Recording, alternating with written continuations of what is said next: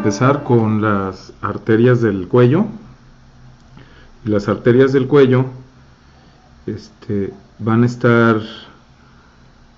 la irrigación del cuello se va a dar a través de dos arterias principales, que es la arteria carótida, las arterias carótidas, y las arterias subclavias. Las arterias carótidas nacen y las subclavias nacen directamente de la aorta torácica en el callado de la aorta. Si hacemos aquí un esquema de la aorta yéndose primero hacia adelante y hacia la derecha y luego haciendo su arco sobre el bronquio principal del lado izquierdo, vamos a ver el arco aórtico, y la primera rama que da este arco aórtico es el tronco brachiocefálico derecho, que a la altura de la unión esternoclavicular se va a dividir en la arteria carótida común del lado derecho y la arteria subclavia del lado derecho. Entonces es la arteria subclavia derecha y la arteria carótida derecha. La segunda rama que va a dar el arco aórtico va a ser directamente la arteria carótida izquierda,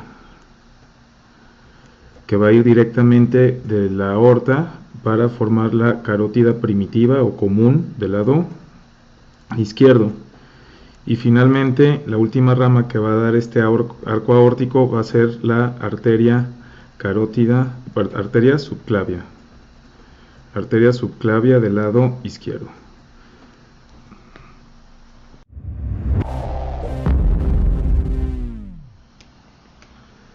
Vamos a ver el trayecto de las carótidas y vamos a poner la escotadura yugular en el manubrio esternal, y de este manubrio esternal en el ángulo de Lewis con el cuerpo del esternón, ambas clavículas, izquierda y derecha, y vamos poniendo la primera costilla con el tubérculo Lisfranc, la segunda costilla de un lado y del otro lado, y vamos a ver que la carótida derecha va a nacer en la articulación esternoclavicular y va a nacer por detrás de esta articulación por la ramificación del tronco brachiocefálico que nace en el arco aórtico y la subclavia del lado derecho. Entonces, esta arteria carótida va a ir siguiendo el borde anterior del músculo esternocleidomastoideo. Entonces, en esta vista anterior, si nosotros aquí dibujamos de forma esquemática este cartílago cricoides con la tráquea, sus anillos traqueales, la porción cervical, y aquí ponemos el cartílago tiroides, más o menos así alargado, con la membrana cricotiroidea. Vamos a ver que esta arteria carótida o carótida primitiva o carótida común va a ir siguiendo entonces el borde anterior del músculo esternocleidomastoideo, y a la altura más o menos de C3 y C4 y del borde superior del cartílago tiroides, esta arteria carótida se va a dividir en dos ramas, una rama que es más lateral y que va a seguir el borde del músculo esternocleidomastoideo hasta llegar en la base del temporal al foramen carotidio, donde va a entrar para hacerse intracraneal, y una rama que es más medial y superficial, que esta rama va a seguir hacia arriba, también ramificándose en el cuello. Del lado derecho ya sabemos que del arco aórtico nace directamente por detrás de todo esto la arteria común, arteria carótida primitiva o común del lado izquierdo, y a la altura del cartílago tiroides también esta se va a dividir en una carótida externa, que es más medial y superficial, y la carótida interna, que también va a ir a alcanzar el foramen carotidio dentro de la base del hueso temporal para hacerse intracraneal. Ahora, estas arterias carótidas comunes son parte del paquete vasculonervioso del cuello, y lo que estamos aquí viendo es que esta bifurcación que se extiende va a ser lo más importante para la irrigación del cuello. Las arterias carótidas externas son las más importantes para irrigar a toda la región del cuello, las arterias carótidas externas, mientras que las arterias carótidas internas y la común, en su trayecto dentro del cuello, no van a dar ninguna arteria. Son ramas que van directo para alcanzar la porción intracraneal, mientras que se describirán a continuación esta región, que es la región de la bifurcación carotidia, y posteriormente estudiaremos todas las ramas que da esta arteria carótida. Entonces, en cuanto a las ramas entre el origen y terminación, el origen de la carótida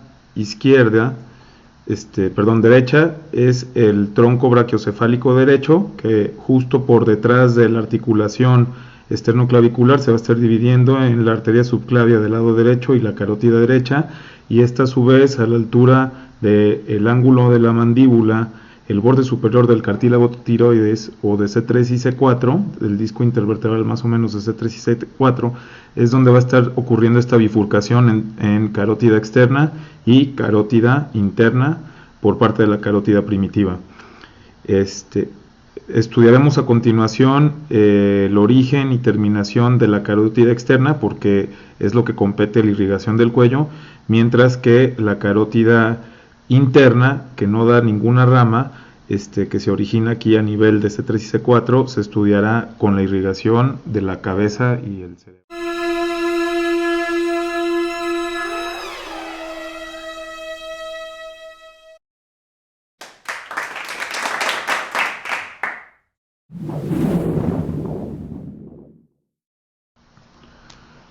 En lo que corresponde a la bifurcación carotidia,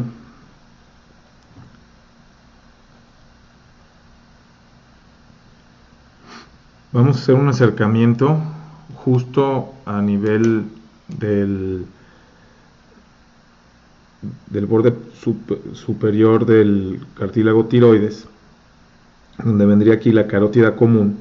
y lo que vamos a ver es que justo en la bifurcación donde la carótida primitiva se ramifica en una carótida interna, que es más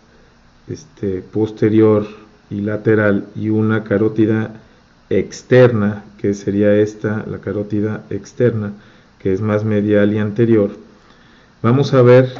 que en el borde más lateral de la carótida primitiva con la externa vamos a encontrar una dilatación. Esta dilatación corresponde al llamado seno carotidio. Y justo por arriba en la bifurcación vamos a encontrar también un grupo de células, una dilatación con un grupo de células que corresponden al cuerpo carotidio. Histológicamente son células glómicas que están en la túnica media y la adventicia, y que van a estar inervadas por el nervio llamado de Herring o nervio glosofaringio, que es el noveno par craneal. Esta inervación, en cuanto al seno carotidio, va a estar sensando con diversos mecanorreceptores, que son en realidad varoreceptores. Van a estar sensando la distensibilidad de la carótida, cuánto se estira, y esta distensibilidad va a estar sensando la presión media. Se van a desencadenar por estímulos de elasticidad, potenciales de acción que van a ir hasta el bulbo de la médula oblongada, en el bulbo raquídeo, y ahí van a llegar a la porción caudal del núcleo solitario, donde se van a desencadenar respuestas a través de la sustancia reticular hacia respuestas para, regular tanto la frecuencia cardíaca como la distensibilidad de los vasos, la presión arterial. Entonces, este seno carotidio es uno de los principales vasoreceptores, mientras que el cuerpo carotidio, que también está inervado por el glosofaringio, va a estar sensando cambios en la composición del plasma. Está ricamente irrigado y va a sensar sobre todo cambios a la presión arterial de oxígeno y cambios en el CO2 en cuanto al potencial de hidrogeniones y la acidemia, para así establecer también reflejos hacia el centro, no ahora hacia el centros vasomotores, sino hacia el centro respiratorio, donde van a ser también integrar reflejos hacia los pulmones, donde estos pulmones van a hacer que los alvéolos, si hay una baja concentración de oxígeno, entonces va a hacer que aumente la frecuencia respiratoria, y que y por lo contrario, si hay una alta concentración de oxígeno y la distensibilidad de los alvéolos es grande, para que disminuya la frecuencia respiratoria y se hagan este tipo de... Bueno, ahora vamos a ver el origen, las ramas y las ramas terminales de la carótida externa. Ya habíamos explicado que la carótida externa se origina de la carótida primitiva en la bifurcación entre C3 y C4 a la altura del borde superior del cartílago tiroides, y es la arteria que es más medial. Esta arteria va a dar origen a las siguientes ramas: a la arteria tiroidea superior, a la faringea ascendente, a la arteria lingual, a la arteria facial, a la arteria occipital, a la arteria auricular posterior,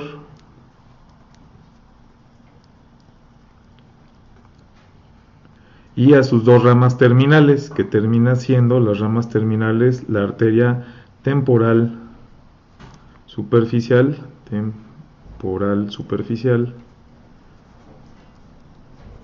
y la última rama terminal, que es la arteria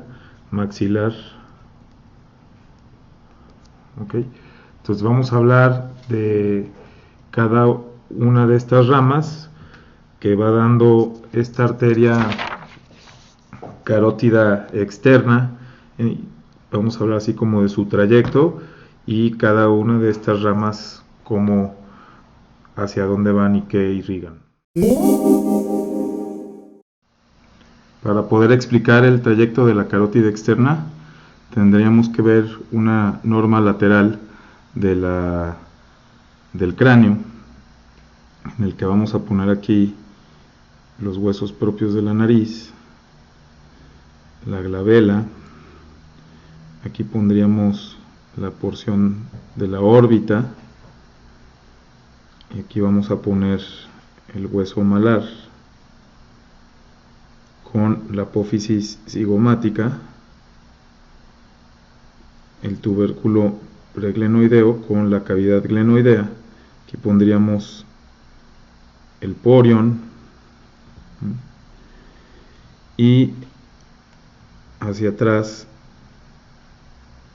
la apófisis mastoides con el occipital. Vamos a delinear las suturas. Aquí la escama del temporal. Vamos a poner el ala del esfenoides, el ala mayor del esfenoides, y vamos a poner el resto de la sutura temporal, la apófisis estiloides, aquí la fosa temporal,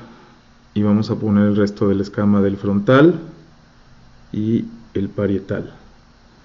Vamos a terminar aquí con la sutura coronal hacia el terion. Pondríamos aquí la apertura piriforme con la espina nasal y los alvéolos dentarios, las apófisis dentarias con el incisivo medial, el lateral, el canino, el primer molar, segundo premolar, primero, segundo, tercer molar. Hacia abajo la mandíbula con también sus apófisis alveolares, primero, segundo, tercer molar, y la rama ascendente de la mandíbula con el gonion. Aquí la apófisis coronoides, y hacia acá el cuello del cóndilo de la mandíbula, con el cóndilo mandibular. Vamos a esquematizar hacia abajo el hueso yoides con sus astas mayores y menores, y hacia abajo el cartílago tiroides con la membrana tiroyoidea y el cartílago cricoides con los primeros anillos traqueales dentro de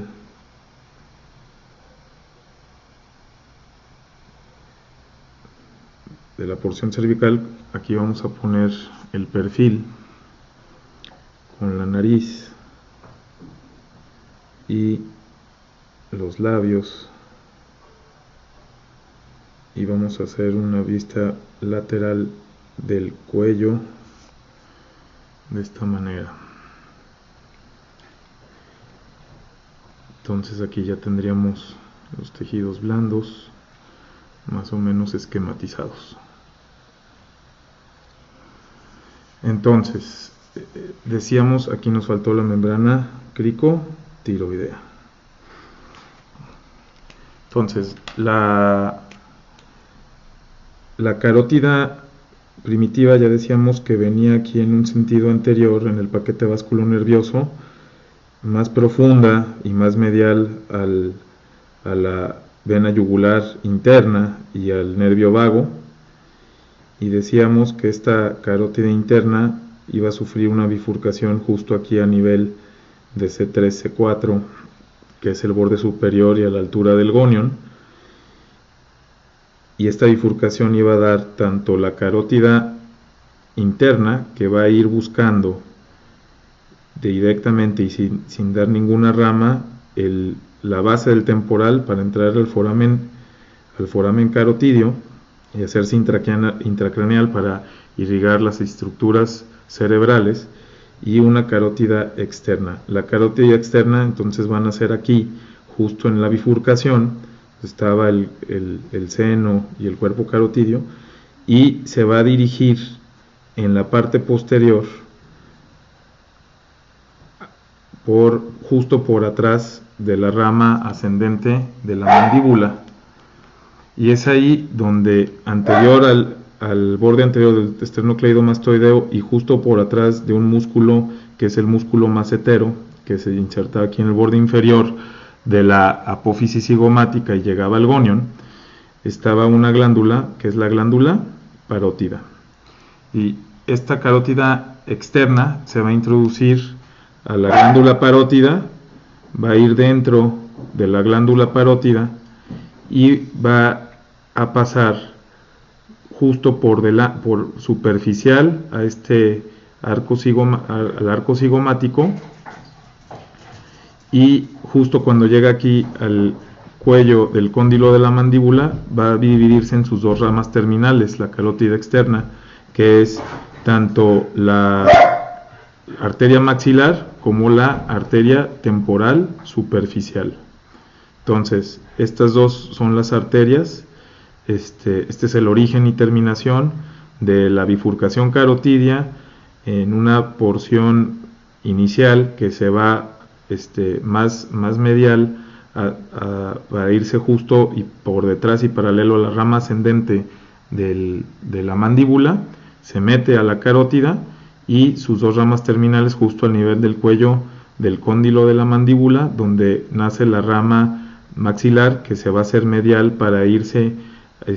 ya discutiremos, a la fosa pterigoidea y dar su rama terminal, esta arteria maxilar, y una arteria que es más superficial que se va por encima del arco cigomático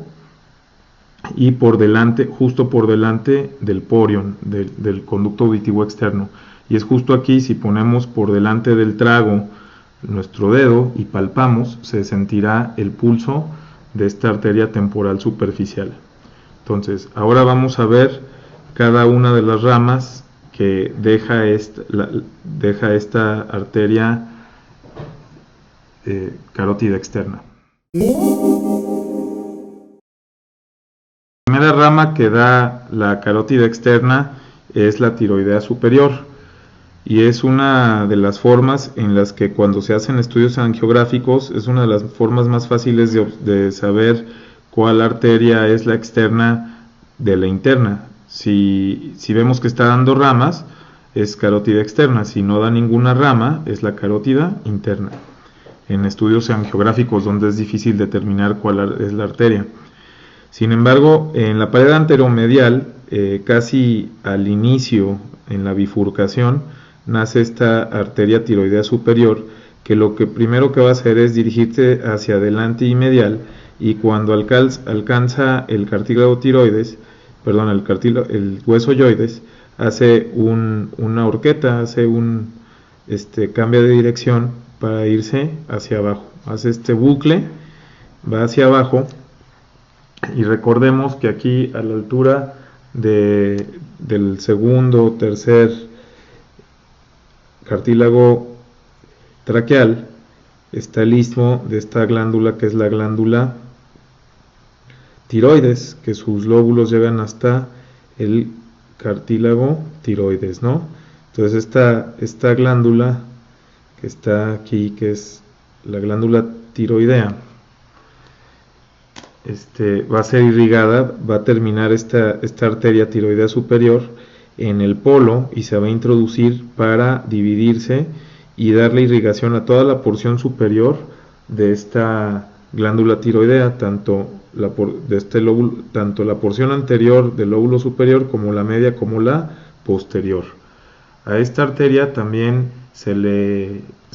describen algunos ramos que van a ir hacia el esternocleidomastoideo para irrigarlo, ramos infrayoideos para irrigar a los músculos infrayoideos, ramos cricotiroideos, aparte de sus ramos glandulares. Sin embargo, una de las arterias más importantes que da esta arteria, una de las ramas más importantes, es la arteria laringea superior, que se va a ir hacia la parte anterior y se va a meter a la laringe, justo aquí en la membrana tiroyoidea, para irrigar a la laringe. Esta arteria a su vez va a dar una rama que es la cricotiroidea también, pero lo más importante es que esta arteria laringea anterior va a irrigar a la laringe. La siguiente rama que da la arteria carótida externa es la faringe ascendente. Esta rama va a nacer justo después de la bifurcación, pero ahora en la pared posteromedial. Esta arteria se va a dirigir justo por debajo de un músculo que está aquí, que es el estilofaringio, justo por debajo, y se va a ir directo hacia el foramen yugular, en la base del cráneo, en el foramen rasgado posterior o foramen yugular. Y justo cuando entra al foramen yugular va a dar su rama terminal, que es la arteria meningia posterior, la cual va a terminar dando la irrigación a la dura madre de la fosa posterior. Entonces, Este es el trayecto de la faringe ascendente. En su trayecto va a dar 3 o 4 ramitas que van a ir a irrigar a toda esta parte de la faringe, que es el paladar blando, la faringe, y 2 ramitas se van a ir para irrigar al músculo constrictor medio e inferior de la faringe. Todo lo demás pues son ramas tanto palatinas como la faringe y la rama meningia posterior, que cuando llega aquí y entra va a dar también una última rama, que es la rama timpánica inferior, que va a ir a la caja del tímpano para irrigar a la porción media del tímpano. Entonces, la faringe posterior da las ramas faringias, la rama timpánica inferior y las ramas de la arteria meningia posterior una vez que ingresa en el foramen yugular.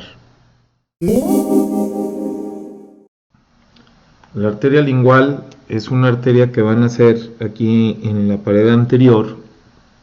de la carótida externa y va a tener primero una relación muy importante aquí cuando se va a ir haciendo más medial y más profunda con el vientre posterior del músculo digástrico, que es donde pasa más profundo este vientre posterior, y ahí se pone en relación con el nervio hipogloso, que es el nervio que venía por detrás de este vientre posterior del nervio hipogástrico, pero va más profundo a él,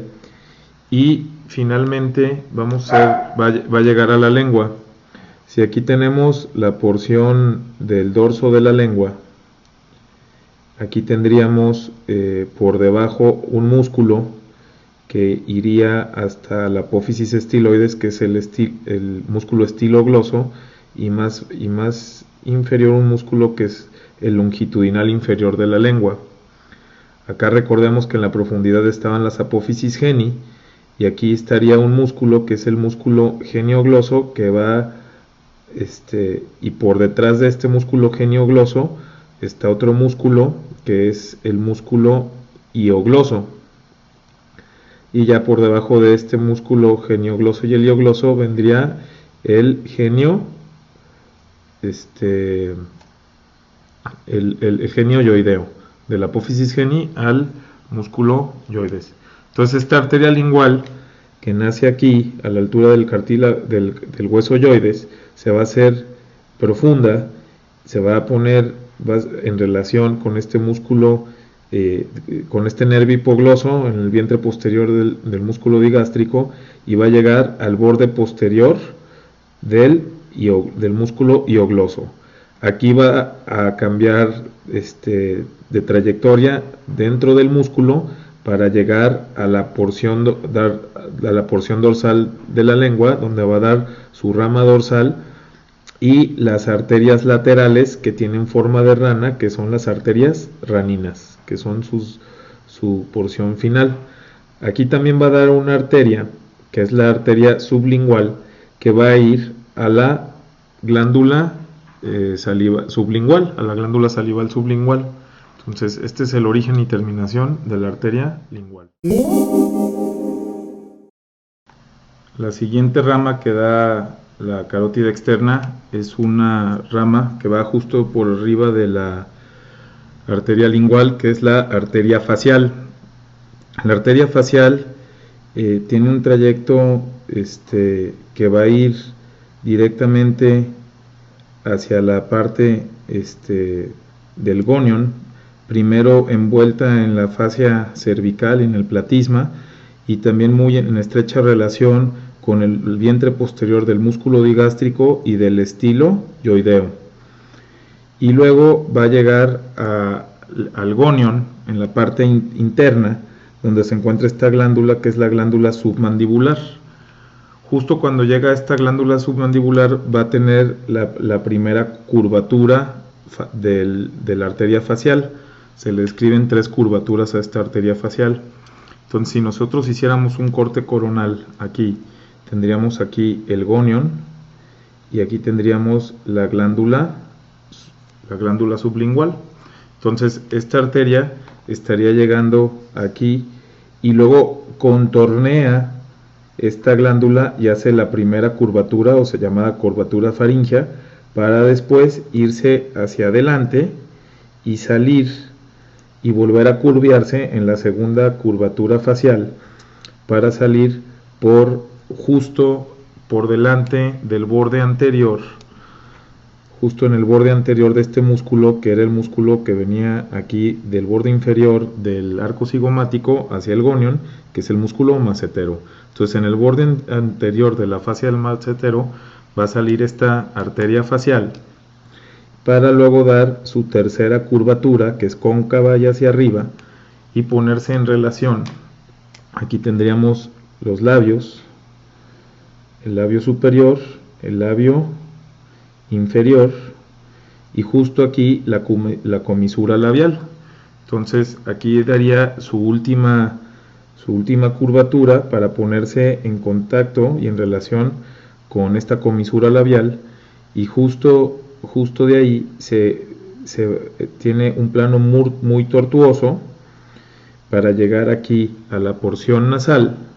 y cuando llega a la porción nasal en las mejillas se va a continuar ya como su rama terminal, que es la arteria angular, y esta arteria angular va a llegar hacia el borde medial del ojo, al canto interno del ojo, donde se va a anastomosar con otra arteria que es la arteria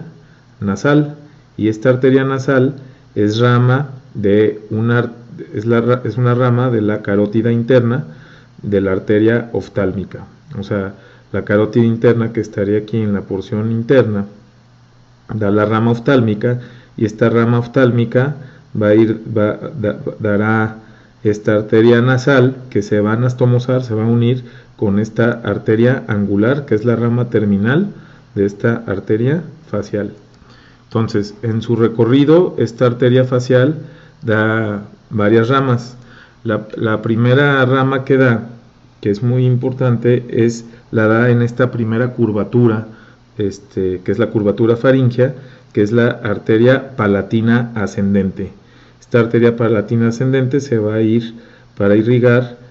la porción del paladar. Otra rama que va a dar también va a ser la arteria tonsilar, que esta arteria tonsilar va a ir a la porción interna de las fauces de la boca. Aquí estaría lo que común con lo que son las anginas, las amígdalas palatinas, y de esta rama facial van a irrigarse estas arterias. Estas amígdalas van a estar irrigadas por la carótida externa, que cuando el otorrino realiza una cirugía de amigdalectomía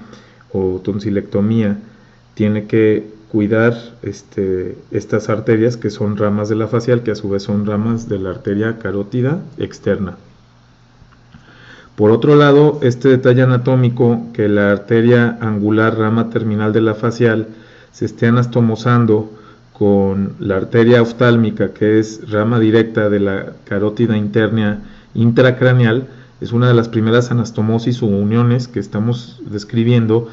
de la circulación extra intracraneal. Esto tiene el significado que cuando se ocluye la carótida, si no es abrupta la oclusión, sino que es paulatina, se podrá derivar si la carótida interna se cierra, se podrá derivar el flujo a través de la arteria facial y de esta arteria angular hacia la carótida interna para seguir irrigando estructuras intracraneales. De hecho, los neurocirujanos utilizamos un dispositivo, ya es más viejito esto, que es el llamado tornillo de Poppen, que lo que hacía era un tornillo que salía por la piel, y cuando queríamos disminuir el flujo por alguna lesión en el trayecto de la carótida, teníamos este tornillo que va uno le va dando vueltas y va bajando esta placa, y poco a poco día a día vamos cerrándolo, vamos dándole vueltas para que sea un cierre paulatino hasta que podamos cerrar por completo la luz de esta carótida interna, pero de todos modos sigue fluyendo la sangre gracias a estas anastomosis intracraneales. Parte de estas arterias tonsilares y la arteria palatina ascendente, vamos a tener otras arterias como las arterias labial, la arteria labial inferior, la arteria labial superior, y aquí al correr por el surco nasogeniano va las arterias nasales. Cabe mencionar que tanto estas arterias labiales, inferior, labial superior y nasales, también se pueden anastomosar con las arterias labiales y nasales de la facial del otro lado, y así asegura un riesgo también de derecha a izquierda o de izquierda a derecha, según sea el caso. Entonces, y esta arteria nasal también se va esta arteria angular, esta es la arteria angular, que es la rama terminal de la facial, se va a anastomosar también con una ramita que va a ir, que es parte de la arteria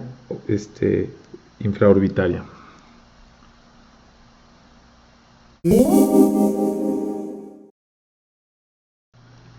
La siguiente rama de la carótida externa va a ser una rama que ahora va a ir otra vez posterior, por arriba de la facial, y se va a dirigir hacia atrás, que es la arteria occipital. Y esta arteria occipital va a seguir hacia atrás para dar lugar a la arteria, para irrigar, esta zona epicraneal de la porción occipital. Se describen ramas que van hacia la mastoides, hacia el esternocleidomastoideo, hacia la porción profunda de la musculatura del cuello, a través del músculo esplenio, y termina dando ramas terminales en la porción del epicraneal occipital. La arteria auricular posterior va a nacer por arriba del occipital de la carótida externa y justo en relación medial al músculo estiloioideo. Tiene un trayecto que va a ir medial al músculo estiloioideo y va a llegar justo al sitio entre la mastoides y el porion para distribuir ahí, para dar irrigación al pabellón auricular del hélix, del hélix, el antehélix, todo el pabellón auricular, los tegumentos de la mastoides, y también irrigar los músculos digástricos, porque esta arteria va también siguiendo medial, aunque va medial y profundo al estiloioideo, va por el borde superior del vientre posterior del músculo digástrico y también los irriga. Pero estas son las regiones de distribución: el pabellón auricular, hélix, antehélix, los tegumentos y piel de la mastoides, la glándula parótida y los músculos digástrico y estiloioideo.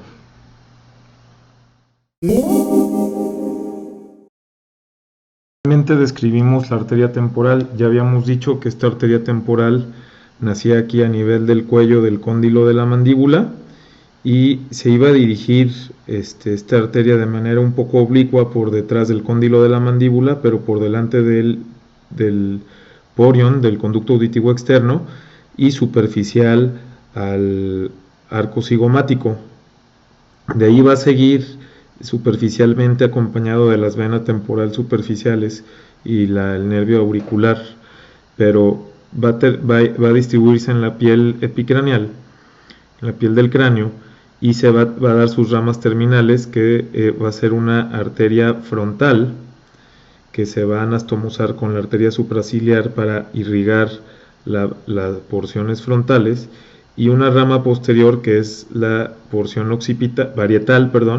que va a ir a irrigar la porción de la piel del parietal, y muchas veces se va a anastomosar con la arteria occipital. Entonces es el origen y trayecto de la arteria temporal superficial, que es rama terminal de la carótida externa. En este trayecto, cuando nace de la bifurcación de la maxilar y esta arteria temporal superficial, va a dar ramas colaterales. Una de las ramas colaterales se va a meter aquí directamente, que es la arteria articular, que va a irrigar a la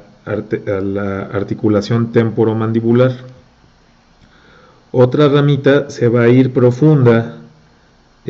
por debajo de las dos hojas, se va a penetrar en las dos hojas del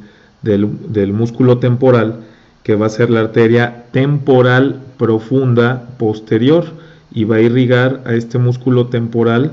que estaba aquí insertándose en las líneas temporal superior e inferior. Va a irrigar, que tiene forma de abanico y que viene al borde superior del zigoma y la porción profunda que viene a la apófisis coronoides de la mandíbula, y va a irrigar esta arteria temporal profunda posterior a este músculo, la porción posterior de este músculo. Otra rama colateral que da es la arteria facial transversa, que al nacer va a dar dos ramitos, un ramo que se va a ir profundo para irrigar al músculo pterigoideo medial, y otro ramo que va a ir superficial y va a ir justo por arriba del conducto parotidio o conducto de Stenón, que ya habíamos dicho que iba por el borde, que iba por la superficie externa del músculo macetero, y que luego iba a perforar el músculo buccinador a la altura del segundo molar, que es este conducto parotidio de Stenón. Entonces esta facial transversa va a ir justo por arriba, a la mitad de la distancia entre el arco cigomático y el conducto de Stenón, esta facial transversa, para llegar aquí a la piel de la mejilla e irrigar los músculos de la mejilla, el cigomático mayor, cigomático menor, el elevador del labio superior, el elevador del labio superior, la nasal, etcétera, todos los de la mejilla.